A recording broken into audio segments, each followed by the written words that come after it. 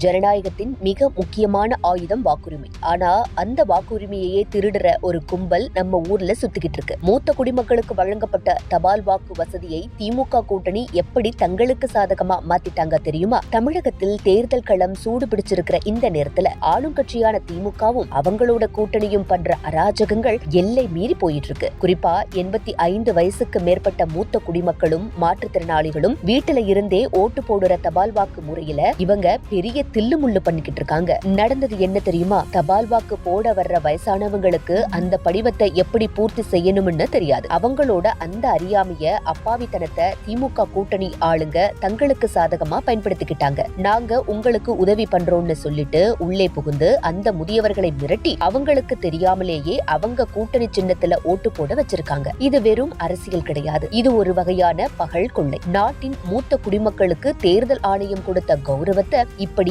கேலி கூத்தாக்கி இருக்காங்க இந்த திமுகவினர். ஒரு தலைவன் என்பவன் கொள்கையை பேசி ஓட்டு வாங்கணும். ஆனா திமுகவோ வயசானவங்களை மிரட்டியும் ஏமாத்தியும் ஓட்டு வாங்க பாக்குறாங்க. இன்னொரு பக்கம் பார்த்தா இவங்களுக்கு சாதகமா ஓட்டு போடாதவங்களை மிரட்டுறது, ஓட்டு படிவத்தை அவங்களே எடுத்துட்டு போறதுன்னு பல புகார்கள் வந்திருக்கு. ஒருவேளை அதிகாரிகள் அங்க இருந்தும் இத கண்டுக்காம விட்டுட்டாங்கன்னா அது இன்னுமே ஆபத்தான விஷயம். அதிகார பலத்தையும் ஆளுங்கட்சி பலத்தையும் வச்சு எதையும் செய்யலான்னு நினைக்கிற இந்த விடிய அரசுக்கு ஜனநாயகம்னா என்னன்னே தெரியாது போல. தமிழக மக்களே, உங்க வீட்டுல இருக்கிற பெரியவங்க கிட்ட ஜாக்கிரதையா இருக்க சொல்லுங்க. இவங்க போடுற வேஷத்தையும் பண்ற மோசடியையும் ஊர் ஊரா கொண்டு போய் சேருங்க. ஓட்டு போட தெரியாதவங்களுக்கு உதவி பண்றது வேற, ஆனா அவங்க ஓட்டையே திருடுறது வேற. இந்த தேர்தல்ல திமுக கூட்டணியோட இந்த தில்லுமுள்ளுக்கு மக்கள் சரியான பாடம் புகட்டணும். மூத்த குடிமக்களின் உரிமையை பறிக்கும் திமுகவை விரட்டியடிப்போம். ஜனநாயகம் காப்போம். ஏமாறாதே தமிழகமே.